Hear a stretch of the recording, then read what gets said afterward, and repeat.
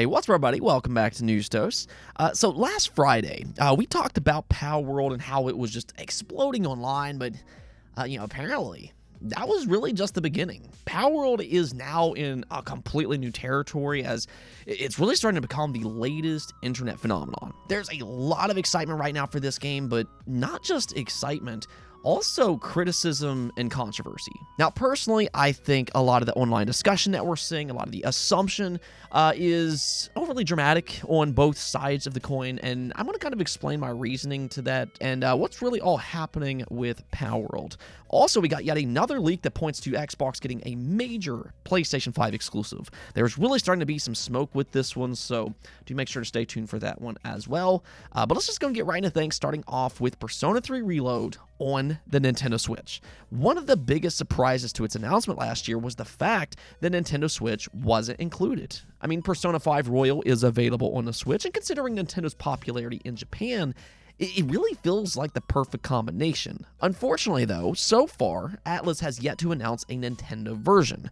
Now, this wouldn't be the first time that Atlus made a strange business decision. They're kind of used to making odd choices, to be honest, but I think this time, there could actually be a legitimate reason. I'll come back to that here in just a moment, but first, Atlus was recently asked about the lack of a Nintendo version, and this was their response. Since we began conceptualizing everything that would come into Persona 3 Reload, we decided that there would be no version for the Nintendo Switch. Of course, the idea is there, but it's a matter of discussing it with the team and seeing what they think about it, and we'll see what happens. So it does sound like they're not necessarily against a Nintendo version eventually happening, which takes me back to my initial thought. What I believe could be happening here is that Atlus is planning a Nintendo Switch 2 port. I mentioned this last year, and after hearing this, I still have my suspicions that, that could be the plan. I mean, it would make for a fantastic launch game. That would get them a lot of attention if they launch side by side with the Switch 2. And, also, if they do it this way, they won't have to necessarily downgrade it in the same way compared to the other versions. So I'd say, if anything, I think you Nintendo fans out there can hold hope that this will happen. Personally, and I can't guarantee it, but I think that there's a good chance that Persona 3 Reload will be on the Nintendo Switch 2.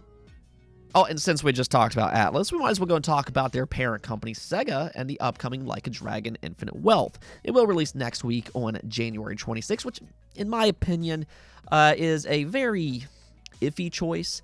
I see absolutely zero reason why they should have Persona 3 Reload and Infinite Wealth released just 1 week apart, but I digress.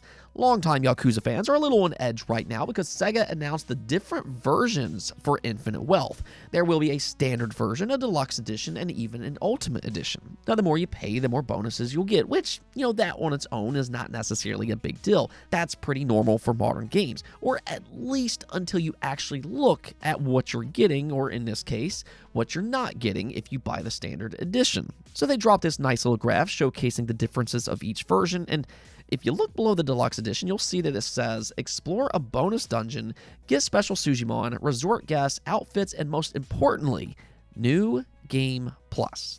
Yeah. Now, I can't recall another game locking New Game Plus behind a paywall. Correct me if I'm wrong on that in the comments below, but either way, this is not a good look for Sega.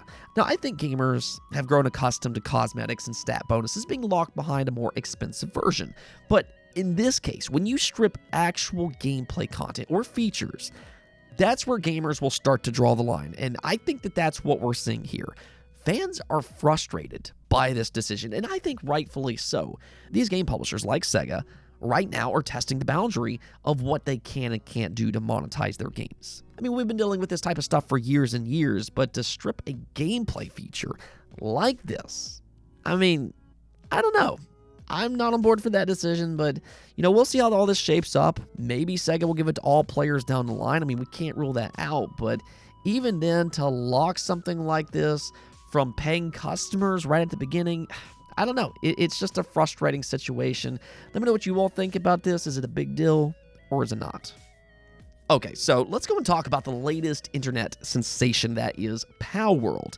Now, we talked a little bit about its surprising success last Friday, but since then, it has launched to just completely new heights, and that's no exaggeration at all.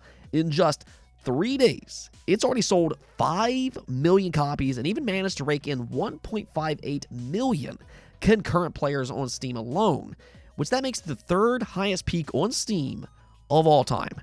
That is absolutely insane for a new IP like this, but just to kind of put that into perspective, that means that this budget early access title surpassed the peak highs for games like Elden Ring, Hogwarts Legacy, Baldur's Gate 3, Cyberpunk 2077, and even Dota 2, which is consistently among the most played games on Steam.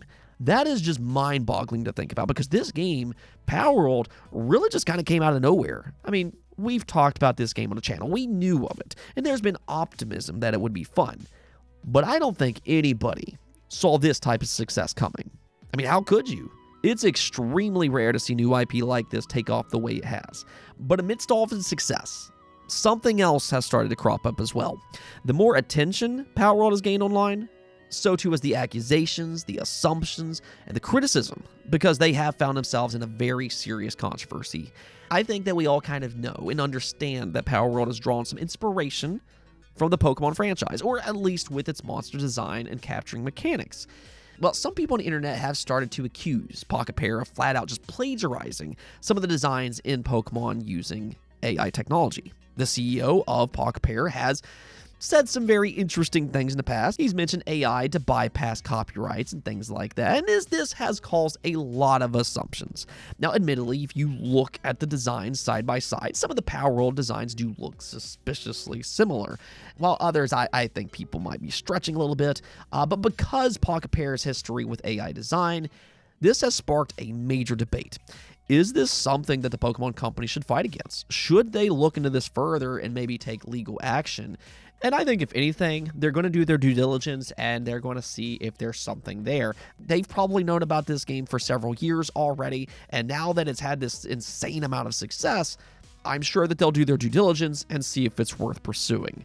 I think right now, though, what's happening online is that some people are speaking about all of this as if it's a fact. That it's a fact that they plagiarized Pokemon, or it's a fact that they're using AI technology to make these monster designs, when in reality, right now, there is no concrete proof one way or the other.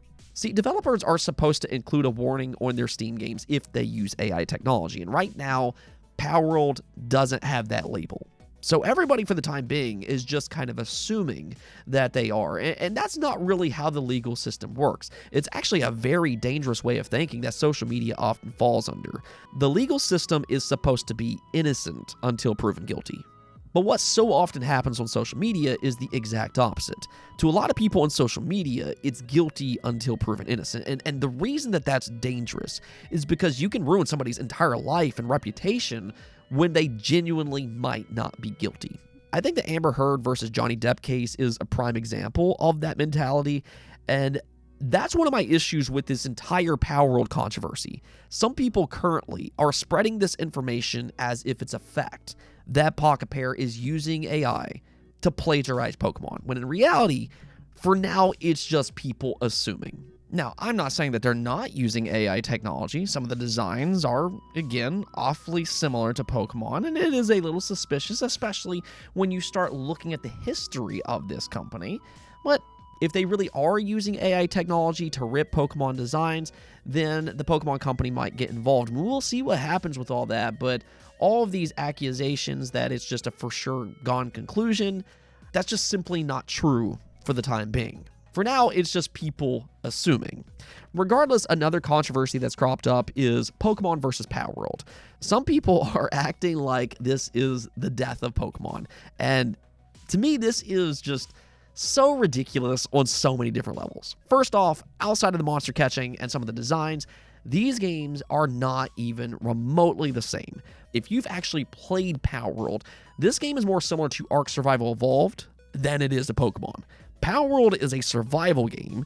Pokemon, on the other hand, is a turn-based RPG. It has a completely different battling system. It has a completely different way of working entirely. So the two can easily coexist because they're completely different games. And more so, Pokemon is quite literally the highest grossing entertainment media franchise of all time. It's not going anywhere, whereas we have no idea what the future will hold for Palworld.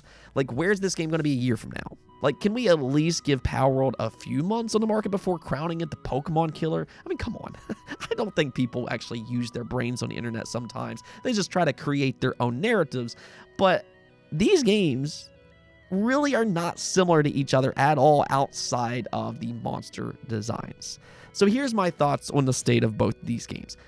I played a lot of Palworld over the weekend, and I really enjoyed this game for what it is. I'd easily give it a recommend, but it is an early access game, and it's not close to being perfect. For those people out there acting like Pokemon has a bunch of bugs and Palworld doesn't, that's just not true. There's still a lot of work that needs to be done to Palworld, but it does have a ton of potential, and if they support it the correct way, it could last for years and years.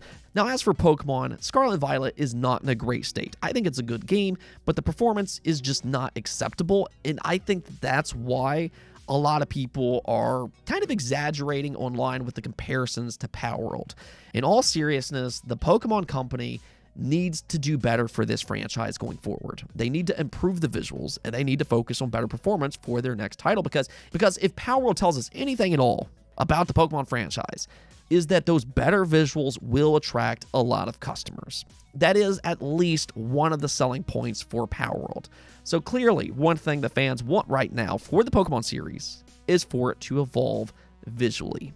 Either which way, though, I do like the Pokemon franchise. I'm also enjoying Palworld, but for completely different reasons. And if you've been playing Palworld, let me hear your thoughts below. All right, so let's go talk about Xbox, though, because we have more rumors claiming that Xbox could be getting a major Final Fantasy game in the near future. Yeah, so this is coming from Nick Baker, who was on the Infinite podcast, and he was asked about whether or not Xbox fans will get Final Fantasy this year in 2024.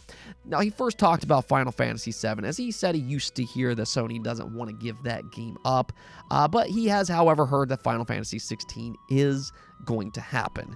Now, he did say that he has no time frame for any of this, and as always, you do need to take this rumor with a grain of salt. The thing about all of this, though, is that there are currently a lot of rumors and news that's stacking up that makes this a little bit more believable. We've also heard from Jez Corden, which has been a reliable insider in the past, and on several occasions, he's claimed that Final Fantasy could be heading to Xbox. Just last week, he even claimed that he has evidence tentatively that there are discussions about Final Fantasy VII on Xbox. So now we're hearing about both Final Fantasy VII and 16, which, even beyond the rumors, it's not really a complete stretch. Last year, Square Enix and Xbox made a big hoopla on stage because Square Enix was promising better support for Xbox when possible. You also have to remember that Square Enix does now have new leadership. So with that, there's different ways of thinking, and he might be moving away from exclusivity. We do know that 7 Remake was originally a one-year timed exclusive for the PlayStation 4. We also know that the upcoming Final Fantasy VII Rebirth is a 3-month timed exclusive for the PlayStation 5. These are in the fine print of each trailer, so these are not permanent exclusives from everything that we've seen. And with new leadership, Square Enix might be considering different platforms unless Sony paid extra to keep them off Xbox for even longer. Now, that remains to be seen, but what we are currently seeing is an improved relationship between Xbox and Square Enix. Xbox even included visions of Mana in their first-party direct, and we're also starting to hear a lot of rumors about these Final Fantasy ports. So, again, with the new leadership and the improved relationship, and we know that these games are timed exclusives, who knows? Where there's smoke, there might be fire. Let me know what you all think about all this, though. Do you think any of this is true or not?